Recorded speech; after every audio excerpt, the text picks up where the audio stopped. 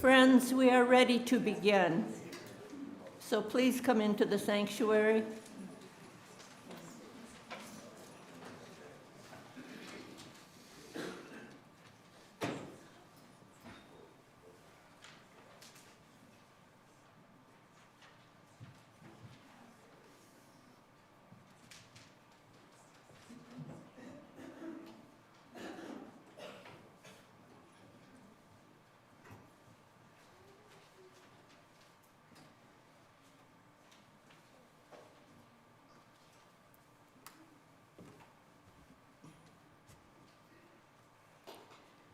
Come into the presence of the variegated multitude.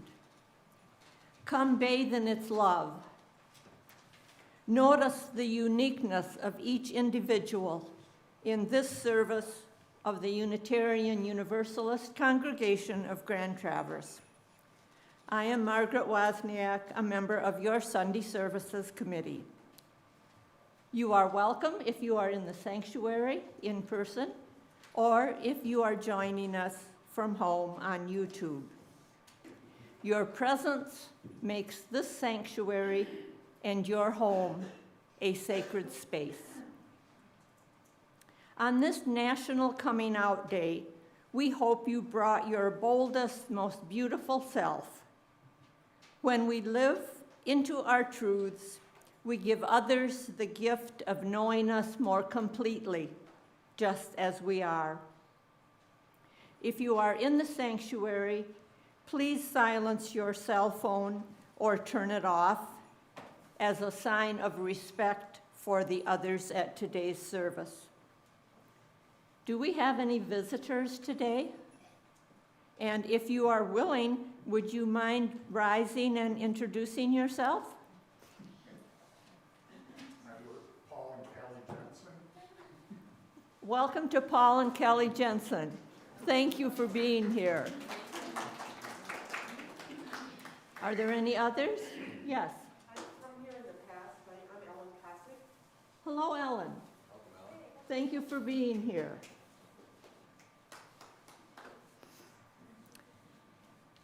Please join us in the social hall after the service. And if you are a coffee or tea drinker, please take a yellow mug so we can identify you more clearly.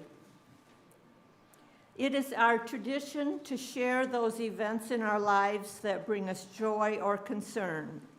And if you have a joy or concern that you would like to share and have read later in the service, please write it in the book at your left. You may also light a candle at the same time to accompany your statement in the book. Candles will not be lit at the time that the joys and concerns are read. Now, sit back and enjoy the prelude. Get happy.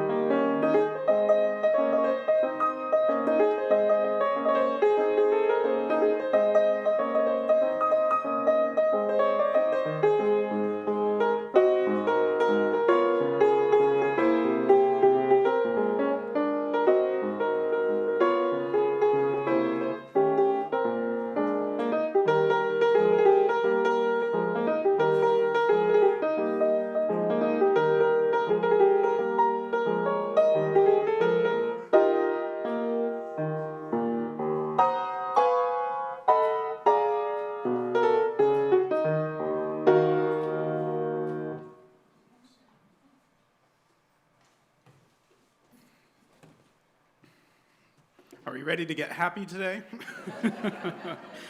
Whoever you are and wherever you are on life's journey, you are welcome here this morning. On this Sunday before National Coming Out Day, this Tuesday, this minister wants to remind you that you are loved just as you are right here and right now. We welcome you this morning to our service, hoping earnestly that you'll come and stay with us a while, that you will find a place for your soul and spirit here with us. That even in all the ways that we are actually different from one another, we know that we are made better and made more whole by being together in our differences. So as you settle in this morning, I invite you to hear these opening words as you calm your heart and quiet your senses. We gather here as individual people, young and old, transgender and cisgender, temporarily abled and disabled, gay, lesbian, bisexual, straight, queer, all of the colors of the human race, theist, atheist, agnostic, Christian, Buddhist, feminist, and humanist. We gather here as a community of people who are more than categories. We gather here, each ministering to the other, meeting one another's strength, encouraging wholeness. We give thanks for this extraordinary blessing, the gathering together of separate, unique individuals as one whole, one body, one church.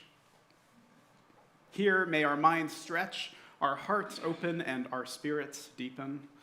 And here, may we acknowledge our brokenness and be ever stirred by love's infinite possibilities. And so come, let us worship together this morning. So as we light our chalice this morning, we light this flame, the physical representation of love's infinite possibilities in our midst, and we do so with congregations and communities all around our country and world. Good morning. And Elliot here will light our chalice as I read our chalice lighting words.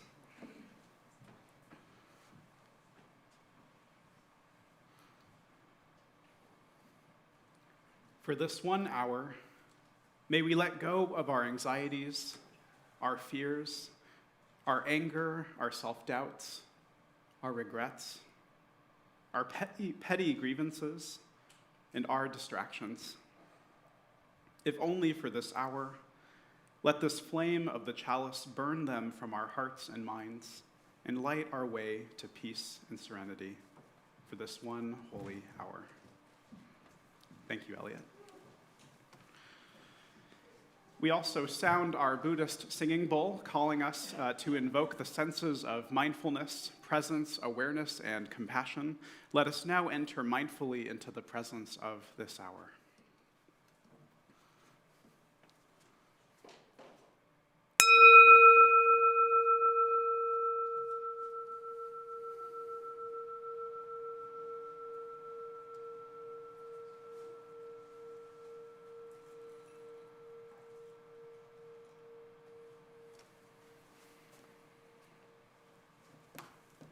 And now's the time to jump out of your seats if you're willing or able, as we join in singing our opening hymn this morning, number 1053 in the Teal Hymnal, How Could Anyone? And the lyrics will also be up here on the screen if you need them.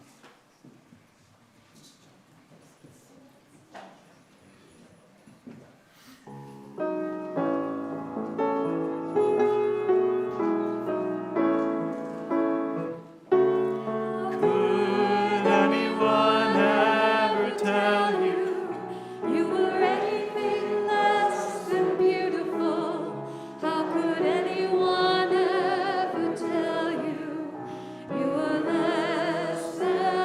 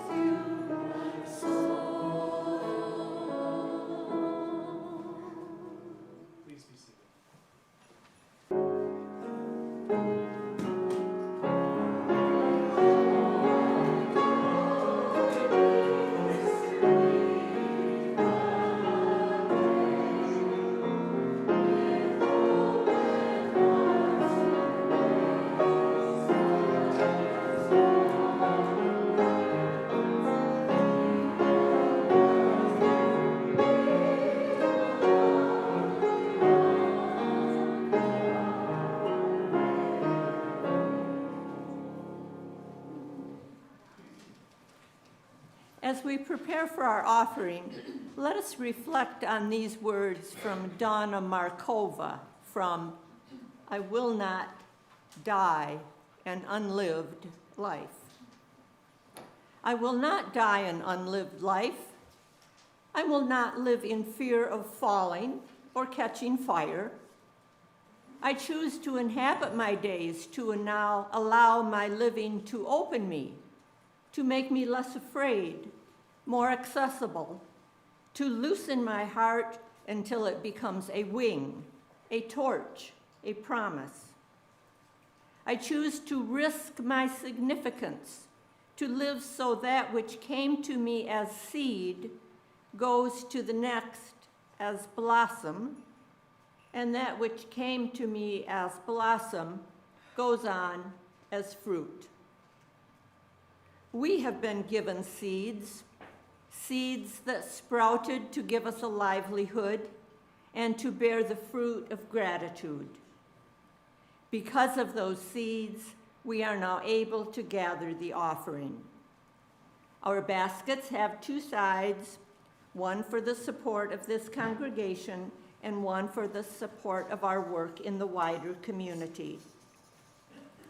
Those worshiping at home are encouraged to mail a check to the church, to donate to the website, or use the Vanco phone app.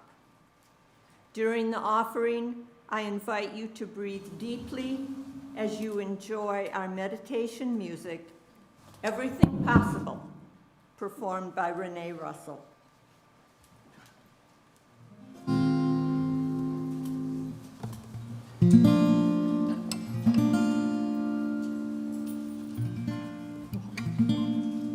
We have cleared off the table, the leftovers saved, washed the dishes and put them away. I have told you a story and tucked you in tight at the end of your knockabout day, as the moon sets its sail to carry you to sleep over the midnight sea.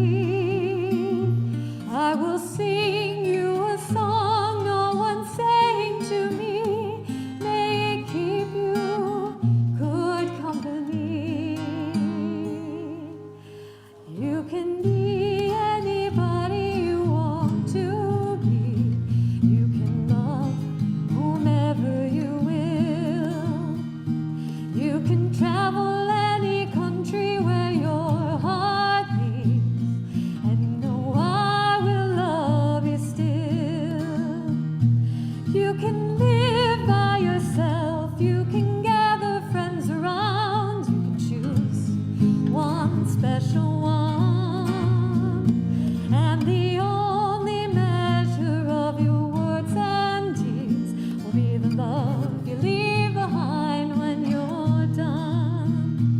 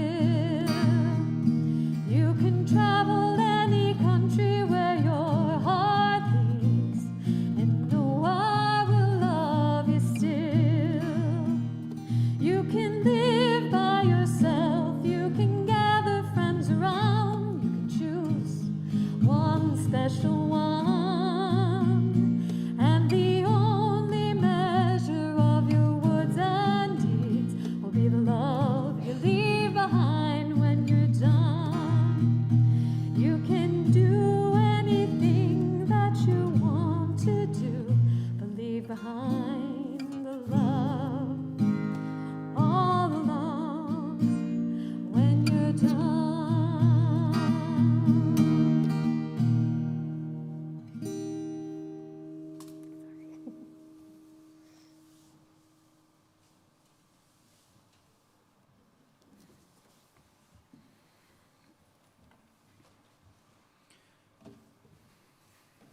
It is our practice as a religious community to set aside time in our service to name and honor the joys and concerns that touch and mark our lives, those milestones and moments of our lived experiences. I will be sharing a couple of joys and concerns that have been offered up for us to hold on our hearts as we are gathered this morning. If you have a joy or a concern that's still a bit too tender to share, I invite you to light a candle as you think of that joy or concern on your own at any point if you'd like. You can simply hold it on your heart as you are held in this community. And Barb, would you mind raising a hand? We also have Barb, who is wearing the stole of our congregational care team. And anybody on the congregational care team would be willing to be there and listen as well as myself. None of us is ever meant to travel life's journey alone. And so here are the couple of joys and concerns that have been offered up for us to hold. We have a joy from Joy Platterboard, feeling happiness for my friend Linda, who had a bad bicycle accident at the end of June. She is fully recovered and through with physical therapy now. Just not advised to go on those long bike rides until next spring. So we hold joy. And from Kim Greeby, a candle for my son Tim, for whom every day is a struggle. And so we hold Kim and Tim and their family on our hearts. And now let us just take a moment to breathe together and hold a moment of silence for all of the joys and concerns that remain on our hearts.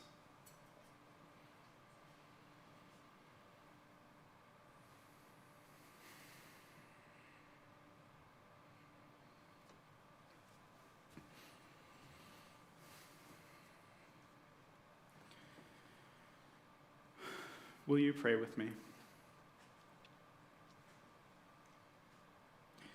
Spirit of love, we are grateful for your beckonings that help us to see not only our neighbors, but ourselves more fully.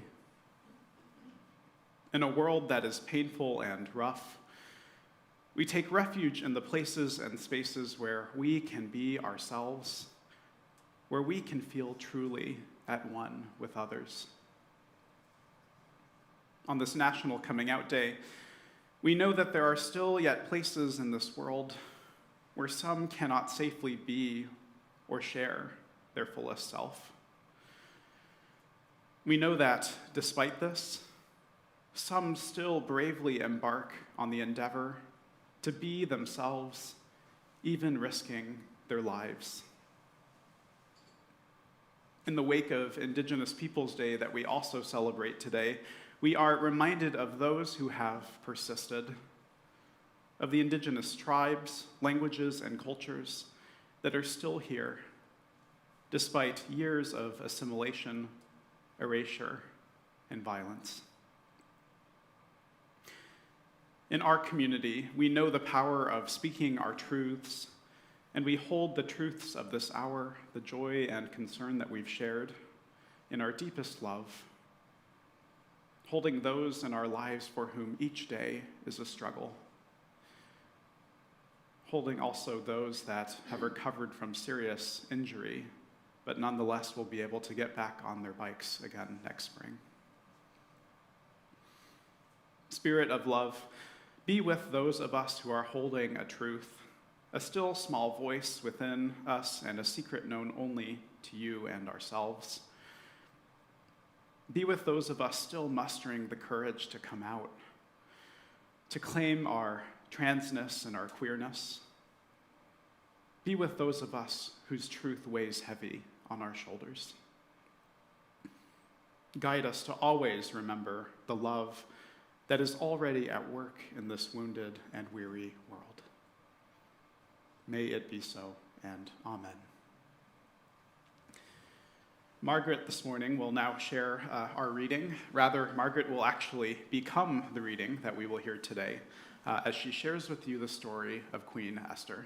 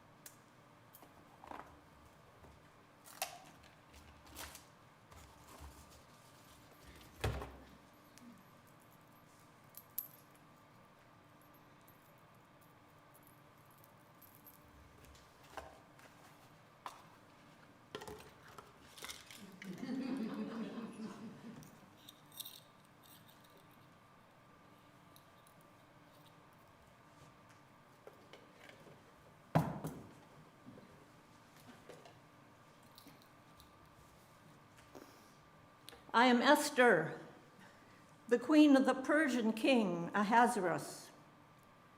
This is my story of being strong in holding to my true self. Being orphaned, I was raised by my Jewish cousin Mordecai, a man of goodness and charity. When we were living in our hometown, far from the royal city, King Ahasuerus was looking for a new wife because his former wife, Vashti, refused to obey his command to come and appear before his friends at a banquet so that he could brag about her beauty. For this infraction, she was removed as queen. Afterward, the king's army searched throughout Persia and captured many young women to become candidates for the king's harem. I was one of those captured. As I left our home, Mordecai suggested that I choose a new name, one that would not reveal my Jewish identity. I chose the name Esther. As I left, my cousin said, "You may forget your previous name, but never forget your Jewish heritage." I remembered those words every day for the next 12 months. Yes, the young women and I spent 1 year preparing to be acceptable to the king. And every day I thought, never forget your Jewish heritage. Never forget your Jewish heritage. I did not reveal my ancestry to the king, even as I became his new queen. One especially important event occurred when I was living at the court. The king appointed a hateful man named Haman as his chief advisor. Because of Haman's high standing, all those who worked at the court were required to bow down before him when they encountered him while going about their daily business. My cousin Mordecai was now working at the court, and he refused to do this, saying he would bow down only to God. At this, Haman became enraged, and instead of punishing Mordecai, he decided to punish all of the people of Mordecai's race, the Jewish people. The king did not seem to object. Letters were sent throughout the kingdom informing all the leaders that in the 12th month, all Jews throughout the kingdom were to be killed, root and branch, which included women and children. At this time, the kingdom stretched from India to Ethiopia, a huge extent of 127 provinces. Imagine the fear that built up in me on learning this. I feared for myself and my people. My heart was heavy and my mind conflicted as I held the secret of my Jewishness. To make matters worse, Mordecai warned me that I should not believe that my presence in the court would protect me from death. I vividly recalled his words. Do not suppose that because you are in the king's palace, you are going to be the one Jew to escape. No, if you persist in remaining silent, relief and deliverance will come to the Jewish people, but from another source. But both you and your father's family will perish. Who knows? Perhaps you were come to the throne for just such a time as this. Of course, these words intensified my conflict. There were strict protocols regarding how people could communicate with the king. His subjects only went to see him when he called for them. I could not approach the king on my own volition. In spite of this, I determined that I must try to persuade the king to rescind the killing order. But whoa. Another rule of protocol stated that once a law was enacted, even the king could not rescind it. What was I to do? I decided to ask Mordecai to request all Jews to fast from food and drink, night and day, for 3 days. My ladies in waiting and I would do the same. After 3 days, I removed my gorgeous robes and jewels and put on sackcloth. I covered my head with straw.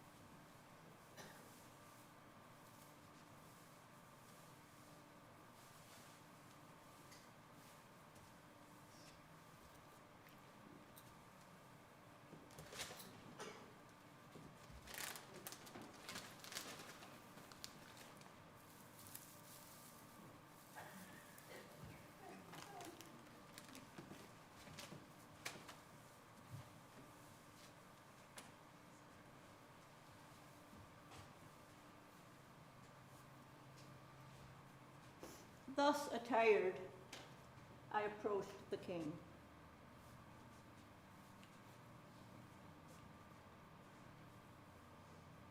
I said, Haman's plan is to kill all the Jews, and that will kill all of my people. I, Esther, your queen, am a Jew. You must save my people.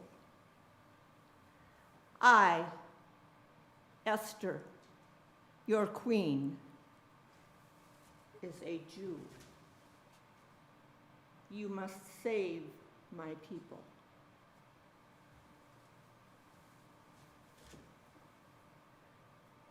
The king heard my plea and revoked the order. He had Haman executed, and Mordecai replaced him as the king's chief counselor. I confess to this. As I approached the king with my secret identity, my heart was fearful, skipping beats in my breast. My mouth became dry, but my words were strong. My fear was extreme, but the kindness of the king soothed me and gave me courage. I was so relieved at the end of my visit. Now all Jews and I could continue living fully in our own tradition. I returned thanks to God for answering the prayers of the Jewish community in Persia.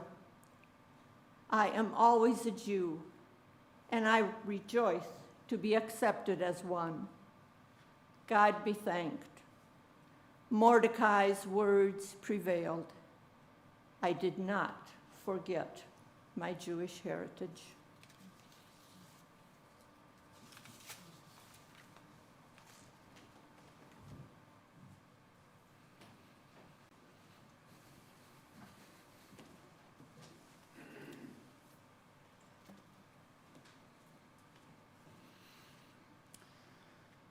How many of you have ever had to come out before?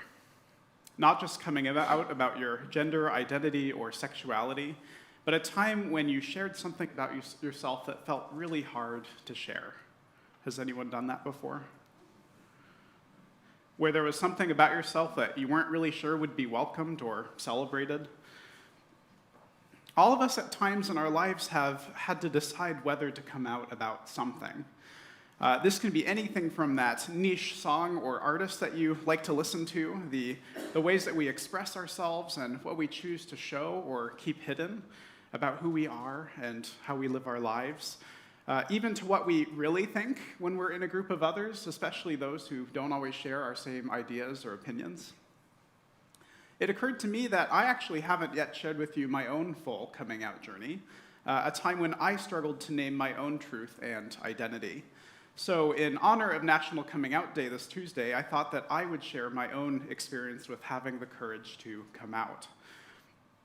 So growing up in the San Francisco Bay Area, you might be surprised that it was still really hard for me to come out. While there was certainly a lot of acceptance, and I was fortunate enough to be born into a loving and accepting family, my coming out journey was challenging and personal, as each coming out journey is.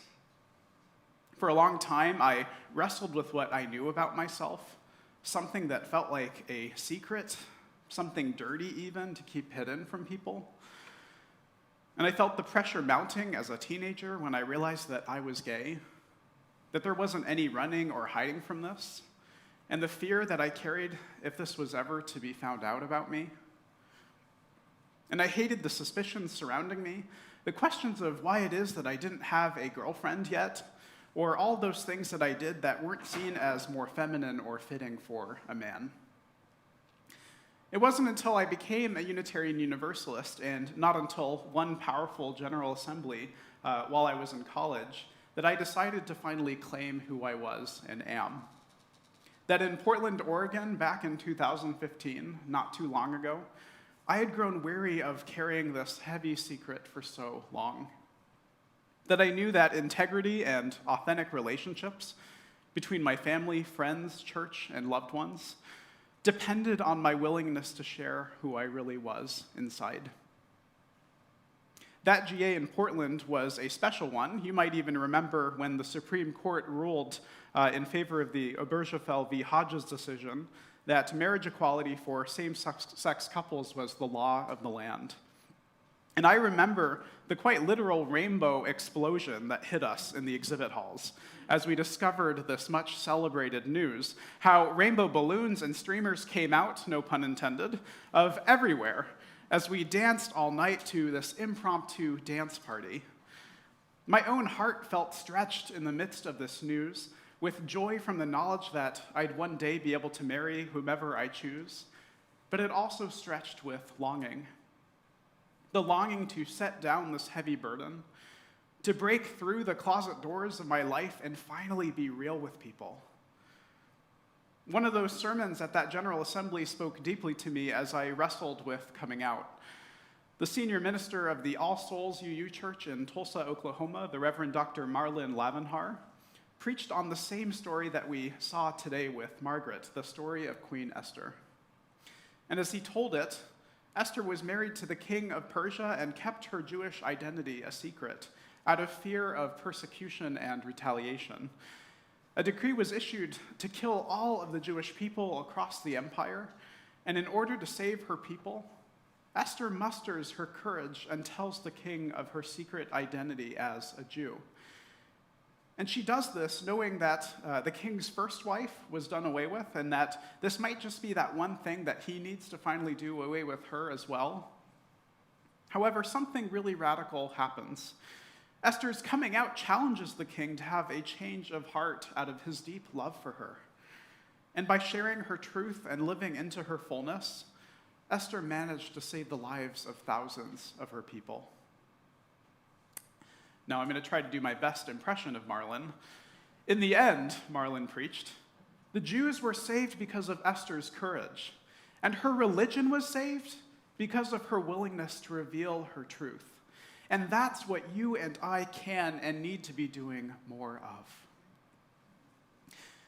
I knew personally from the sermon that for me, it was finally time. It was time to come out. And so on the car ride home, my mom drove as I typed out a post on my phone that would be my coming out on Facebook. I know, I'm quite a millennial here. And after tapping that little blue post button, I threw my phone to the other side of the car, feeling both raw and vulnerable, scared even. Though I was surprised by the love that surrounded me, by my congregation that embraced me in my fullness, by my family who told me unequivocally that I was loved for who I was, that there is nothing in the world that could ever change or, hurt this or challenge this. And in my dad's case, I received the affectionate comment of, "Is that it? Is that what you were really working up to tell me? I thought you had actually killed someone." I mean, really, me as a child, quite serious here. It gets scary. So with our Soul Matters theme this month on courage, it takes great courage to claim our truths and to feel brave enough to share them with others, especially when we're scared or afraid that they or we won't be well received. In our society, while we have made these great strides in the protections and equities of LGBTQ+ people, there still remain threats to queer people and especially our trans siblings that they face simply by living their lives. Even our queer and trans kids themselves who grow up in this society face the hostilities of our heteronormative culture, of bullying and teasing in their classrooms, the ways that even our governments or our school boards try to ban saying words like queer or gay, or prohibit discussing age-appropriate things of how someone identifies or how other families might even look beyond just the heterosexual or straight family. In this day and age, with the overturn of Roe v. Wade, I caution us to think that these strides in equal protections are truly permanent, especially with how some on the bench have hinted that a reversal of the Obergefell decision might actually be in their sights. We cannot rest on our laurels, even with how much progress we've made. The threats to queer and trans lives, especially those who are Black, Indigenous, and people of color, persist. And while there is still more work to do, there is a greater hope and truth that has emerged since the turning of the tides on marriage equality. More and more people are feeling empowered to speak their truths, to come out of their closets and finally live as they are. In our society, there are trans and queer teachers and doctors, lawyers, ministers, grandparents, siblings, cousins, and even our own children who are bravely and courageously owning their truths, and who are refusing to let fear and intimidation hold them back and keep them in their closets. In some aspects, there absolutely is no going back. We all know someone in our lives, maybe even someone we love, who is trans or queer. We may not even be able to imagine our lives without them. What's certain, however, is that our existence is both unconditional and inevitable. You can't get rid of us, no matter how much you want to preach or legislate, no matter how much you desire to preserve a straight and narrow society, to limit the vast spectrum and expansive rainbow of being and loving. To invoke an old moniker, we're here and we're queer. Get used to it. This lesson from Queen Esther and from our lived experiences of those we know and love who have had to come out at some point to something important, this is something that shows us something about society for all of us. And it points to the importance of being real with one another, even when this is really hard or scary.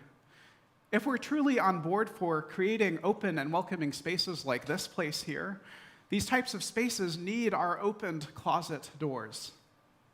At the forefront is the ever-present fear of the stranger, of the newcomer, asking themselves, will I be accepted here? What if they find out who I really am? Is this room big enough to hold me? If I were to tell you that I was a Christian, would I be welcome in this church? If I told you that I prayed or I speaked in tongues, would you understand?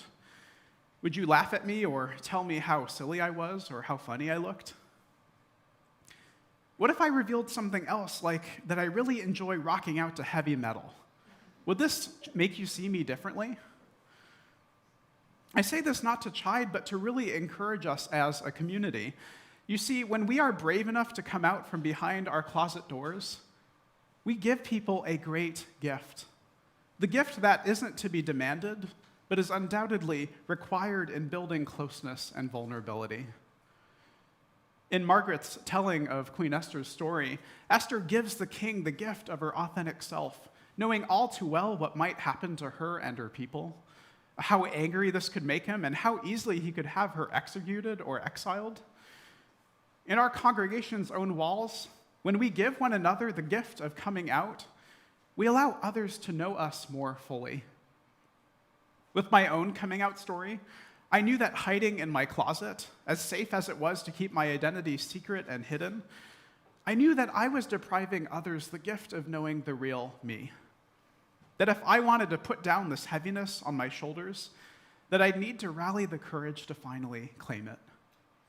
And in doing so, I allowed others to know me more fully, to see me and love me as I am. As scary as coming out can be, about all sorts of things, about our thoughts and beliefs, about our identities and, yes, our quirks, we are all for the better when we come out from behind our closet doors and finally claim our identities. As Unitarian Universalists, we ourselves need a coming out in this faith.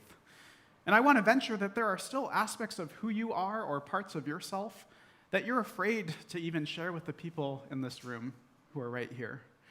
Maybe you believe in God or you even pray. Maybe you enjoy worshiping and dancing on your feet, feeling moved by the Spirit when the music hits you just right. And don't worry, you'll get a chance to dance today for our closing dance party. Maybe even you've actually enjoyed rocking out to heavy metal, even though you're afraid of what others might say or think about you. We need to be brave to speak our truths, to live out and loud and proud with one another. And we need to be courageous and daring enough to trust in the love that abides within and around us all. Faithfulness to the inherent worth and dignity of every person begins in us when we are unflinching in our commitment to own our own worth and dignity. So whatever it is that you are carrying on your shoulders, that you're feeling scared, afraid, or uncertain about, come out, whoever you are. Come out from your closets, from behind your fears. Even if you don't feel ready yet, don't worry. You'll know when it's the right time. Like our friend Kelp the unicorn, we don't need to be caught up on trying to be a narwhal or anything other than our real, authentic, and imperfect self. And when we lean into this power of claiming our truths, we're able to save lives. Being bold, brave, and willing to step up and come on out will always make it safer for others to follow. So to close, come on out. Dance to the beat of your own drum. Be bold, be daring, be brave, and first and foremost, be faithful to who you are. Because your faithfulness to yourself, no matter who you are or whomever you love or whatever music you listen to, your faithfulness has the power to save. And our collective faithfulness will save one another too, as we broaden our hearts to make room for yet more of us who are still yearning to come home. And so may it be so, and amen. We will now go to extinguishing our chalice.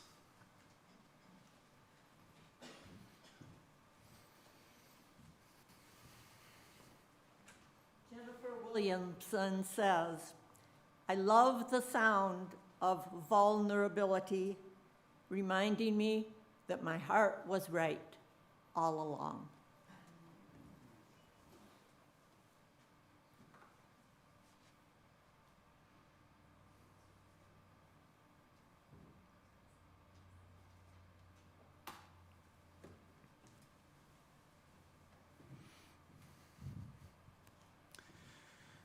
You might have noticed that we've changed the order of a few things in our order of service, something a little exciting to jump up and get on your feet for. But before we do that, because it would be impossible to try to get you back after we sent you off to dance, I just have a quick announcement to make about Safe Harbor. Those of you that are joining us online, or even those of you that are tuning in from any other place and would like to hear more about it, We're going to have a couple of sessions that are actually on Zoom online right after the service this Sunday and also next Sunday, for a chance for you to meet folks and folks from our team and ask them questions. There are also some folks that are here present in our fellowship hall following the service if you have any other questions about how this whole thing works and how to get involved. If you're interested in tuning in, the link for the Zoom went out in the flash that you received on Friday about Safe Harbor, and we're really encouraging folks to come out as much as you can to support our efforts. It's the one time a year where we really get to be engaging with our neighbors, especially those that are really at their most vulnerable in our society, and really live into our first principle of affirming the inherent worth and dignity of our neighbors. So if you have the chance, tune in for that, and I will now end the litany of announcements and say, in the spirit of covenant, community, and commitment, and in the Holy Spirit of finally coming out and living our truths, may we ourselves be made ready to serve one another and to create the world that we so desperately dream of. So go in peace, but first and foremost, go in dance.